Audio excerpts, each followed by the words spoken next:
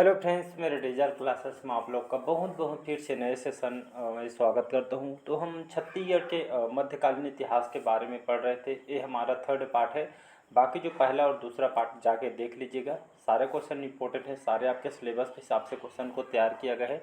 आप पीएससी के तैयार कर रहे हो, व्यापम, महिला पर्यवेक्षक, कोई भी एग्जाम हो, पटवारी, छात्रावास अधीक्षक, लगभग सभी एग्जाम को यहाँ पे छत्तीसगढ़ के जीएस कवर कराएगा। और यहाँ से जितना भी कंटेंट क्वेश्चन तैयार किया गया, मोस्ट इंपॉर्टेंट क्वेश्चन तैयार किया। यहाँ से बहुत सारे एग्जाम में क्वेश्चन आपके आए हुए भी है। तो चलिए सेशन को बढ़ाते हैं आगे। ये हमारा थर्ड पार्ट है, तो पिछले क्लासेस को रिवाइज कीजिएगा और जितना ज़्यादा आप क्वेश्चन करेंगे उतना ज़्यादा आपके लिए बेनिफिट होगा। तो बाकी चलिए क्लास को स्टार्ट करते हैं। तो कल शायद 40 क्वेश्चन तक मैं कवर कराया था, तो हम 41 से स्टार्ट करेंगे। तो छत्तीसगढ़ राज्य में जो मराठों की जो शासन पद्धति लोग कैसे करते थे, तो नारंगी पद्धति, दोहरी पद्धति, एकल पद्धति या सूबा पद्धति। तो इसका जो करेक्ट आंसर हो जाएगा, तो छत्तीसगढ़ में जो मराठों ने जो कौन सी शासन पद्धति अपनाई थी, तो उन्हें सूबा जो पद्धति इन्होंने अपनाई थी। और इसके जन्मदाता जो सूबा पद्धति थी, ये आपका जो शासन जो पद्धति जो स्टार्ट किए, इसके जन्मदाता किसको कहा जाता है? जो बेंको जी भोसले हैं, याद रखिए बेंको जी भोसले इस सूबा पद्धति की उन्होंने स्टार्ट किया था। एक तरह का आपका ठेकेदारी व्यवस्था भी समझ सकते हैं। तो ठेकेदारी व्यवस्था है। और छत्तीसगढ़ में मराठों ने सूबा पद्धति से शासन करना इनको स्टार्ट किया था। और इसके जनक कौन है? तो ये आपके बेंको जी जो भोसले ने इनको स्टार्ट किया था। तो इसको याद रखिएगा। बढ़ते हैं अगला क्वेश्चन तक।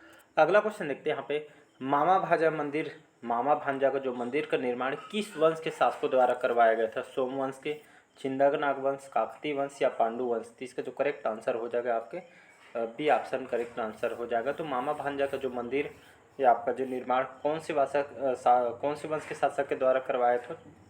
छिंदक नागवंशियों के द्वारा इसको निर्माण करवाया गया था। तो इसको याद रखिएगा। तो ये आपका जो छिंदक नागवंशी शासक के द्वारा इसको जो इनके द्वारा जो आपके मामा भांजा मंदिर का निर्माण किया था। विशाल गणेश प्रतिमा का भी इन्होंने बनवाया था। चंद्रदितेश्वर जो मंदिर है, बत्तीसा मंदिर जो कि भगवान शिव जी के जुड़वा मंदिर इसको कहा जाता है, मामा भांजा मंदिर, ये सभी आपके छिंदक नागवंशी शासक के द्वारा भी इसको बनवाया गया है। तो इसको याद रखिएगा। अगला क्वेश्चन देखते हैं।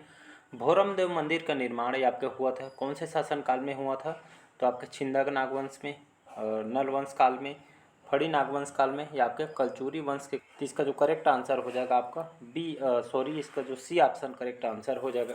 तो भोरम देव मंदिर आपके कहाँ पे है?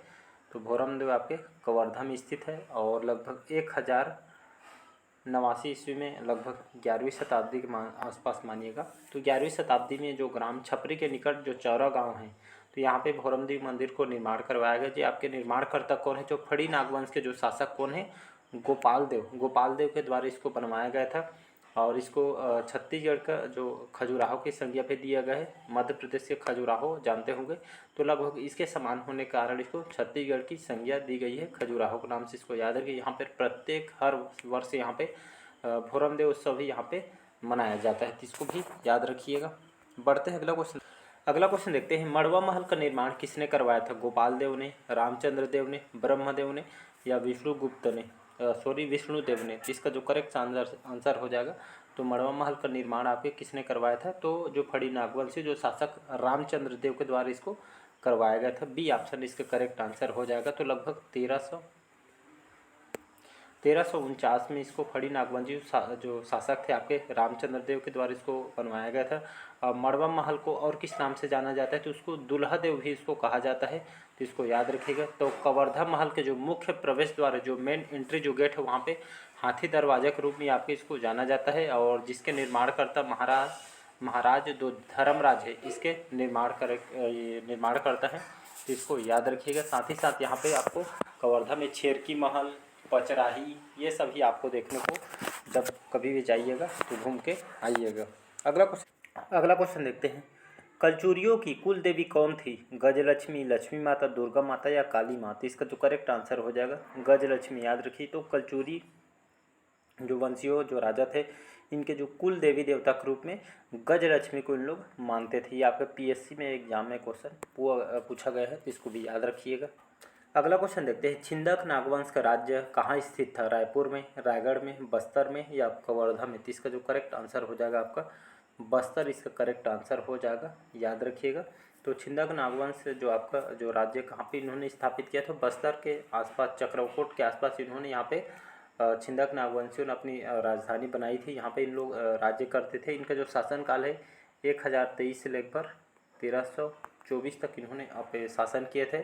और यहाँ के इसके जो जो मुख्य जो शासक है, इसके जो प्रमुख शासक नृपति भूषण, जिसके इस छिंदक नागवंश के शासक इनको कहा जाता है, संस्थापक माने जाते हैं। नृपति भूषण इसके संस्थापक है। इसी तरह आपके जो हरिश्चंद्र है, इसके अंतिम शासक कहा जाता है छिंदक नागवंश के। तो इसको याद रखिएगा। आपके सोमेश्वर देव, कन्हर देव, राजभूषण, जगदेव भूषण, कन्हर देव, ये सभी आपके छिंदक नागवंशी शासक है।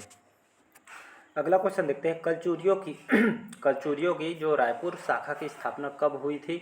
10वीं सदी में, 13वीं सदी में, 8वीं सदी में, 14वीं सदी के अंतिम भाग में? इसका जो करेक्ट आंसर हो जाएगा लगभग डी ऑप्शन, 14वीं सदी के जो अंतिम भाग में जो कलचुरियों को जो रायपुर शाखा की स्थापना किया गया था। तो इसको याद रखिए। तो 14वीं शताब्दी के आसपास इन्होंने रायपुर में कलचुरियों की जो लवरी शाखा का जो स्थापना इनके द्वारा किया गया था।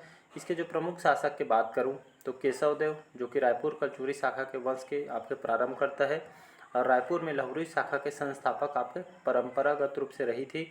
और कहा जाता है ये आयोग द्वारा कहा गया है जो रामचंद्र को इसके संस्थापक के रूप में लिया गया है। जो आपके पीएससी में जो एग्जाम में क्वेश्चन पूछे कि जो रामचंद्र के संस्थापक के रूप में अभी तक लिया गया है रायपुर कलचुरी शाखा के। और इसके जो केशव देव इसके प्रमुख शासक कहा जाता है। लेकिन आपका जो पीएससी में जो आंसर लिया है आपके रामचंद्र को लिया गया, तो आपको भी रामचंद्र लेना पड़ेगा। जो बुक में आपका दिया है आपका केशव देव को दिया गया है, लेकिन उसके जो पीएससी द्वारा आंसर रामचंद्र को लिया गया है। राजधानी इन लोग की खल्लारी थी, तो इसको याद रखिएगा। और रायपुर नगर की स्थापना आपके ब्रह्मदेव के नाम पर किया गया है, तो इसको याद रखिएगा। अगला क्वेश्चन देखते हैं अगला क्वेश्चन देखते हैं, रायपुर के कलचुरियों की आरंभिक राजधानी कौन सी थी? खल्लावाटिका, जिसको खल्लारी के नाम से जाना जाता है, तो माड़, लोरमी, इनमें से कोई नहीं थी। इसका जो करेक्ट आंसर हो जाएगा आपका खल्लावाटिका, जिसको खल्लारी के नाम से जाना जाता है। तो ये आपके कहाँ पे है? तो खल्लारी अभी वर्तमान में आपका महासमुंद जिले के अंतर्गत है, तो इसको याद रखिएगा। तो रायपुर कलचुरियों शाखा के जो आरंभिक जो राजधानी अभी जस्ट बताया भी हूँ, खल्लारी इनकी राजधानी है, जिसको अभी हम महासमुंद के नाम से हम जानते थे। इसके जो केशव देव, रामचंद्र देव, ब्रह्मदेव, अमर सिंह, ये सभी आपके रायपुर के कलचुरी शाखा के लहुरी शाखा के अंतर्गत इन्होंने शासन करते थे। अगला क्वेश्चन देखते हैं, किस कलचुरी शासक ने सकल कौशलाधिपति की पदवी धारण की थी? कलिंगराज ने, रत्नराज प्रथम ने, पृथ्वीदेव प्रथम ने या आपके जाजलदेव प्रथम ने? इसका जो करेक्ट आंसर हो जाएगा आपका पृथ्वीदेव प्रथम, इसका करेक्ट आंसर हो जाएगा। तो पृथ्वीदेव जो प्रथम, इनका जो शासनकाल है रतनपुर के कलचुरी शाखा के प्रमुख शासक थे पृथ्वीदेव प्रथम। इनका 1065 से लेकर 95 तक इन्होंने ईस्वी में शासन किया है। इनको उपाधि दी गई थी, किस नाम से उपाधि दी गई थी? तो सकल कौशलाधिपति की इनको उपाधि दी गई थी। और जो अमोदा ताम्रपत्र यहाँ पे इसमें बताए गए लगभग 21,000 गाँव के स्वामी इनको बताया गया था, इसको याद रखिएगा। और इनके द्वारा बहुत सारे काम करवाए गए हैं, जिसमें आपका रतनपुर के जो विशाल जो तालाब वगैरह है इसका निर्माण करवाया गया है। तो माड़ में पृथ्वीदेव से मंदिर का भी निर्माण करवाया गया है। और मेनका दरवाज़ा, सिंह द्वारा हुंकारा दरवाज़ा, ये सभी बहुत सारे मंदिर वगैरह और यहाँ पे बहुत सारे काम इनके शासनकाल में यहाँ पे किया गया है, तो इसको याद रखिए। तो सकल कौशलाधिपति ये आपके जो उपाधि किसको दी गई है? तो आपके पृथ्वीदेव प्रथम को दी गई है। अगला क्वेश्चन देखते हैं यहाँ पे,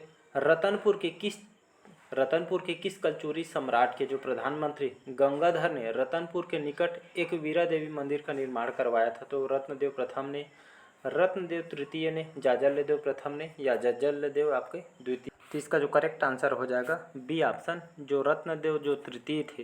तो रत्नपुर के इस जो कलचुरी सम्राट के जो उनके प्रधानमंत्री थे गंगाधर, जो रतनपुर के निकट जो आपका जो एक वीरा देवी मंदिर का निर्माण या आपका रत्नदेव तृतीय के द्वारा करवाया गया था, इसको याद रखिएगा। तो उनके जो सेनापति थे आपके गंगाधर जो राव ने यहाँ पे इनके द्वारा एक वीरा मंदिर का निर्माण करवाया था। साथ ही साथ इन्होंने रतनपुर को जो पूरा राति जो शिव मंदिर बनवाया था, इनके शासनकाल में भयंकर अकाल भी पड़ा था, तो इसको याद रखिएगा।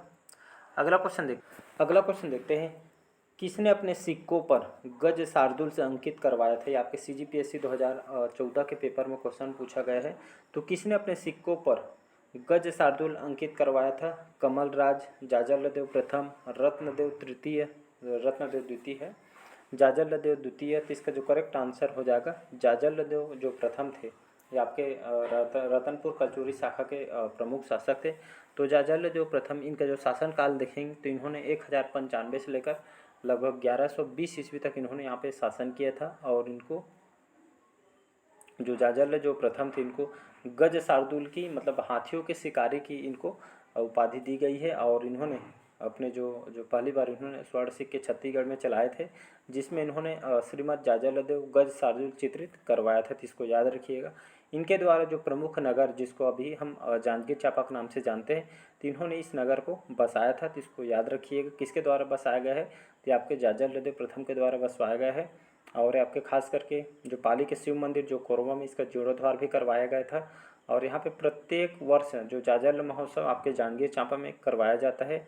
और बहुत सारे यहाँ पे पाली के शिव मंदिर कोरबा में इसका जीर्णोद्धार करवाया गया था। बहुत सारे काम इन्होंने करवाया थे। तो इसको याद रखिएगा। अगला क्वेश्चन देखते हैं। यहाँ पे जाजलदेव प्रथम के उत्तराधिकारी कौन बना था? तो जो प्रथम थे, इसके बाद उत्तराधिकारी कौन बना था?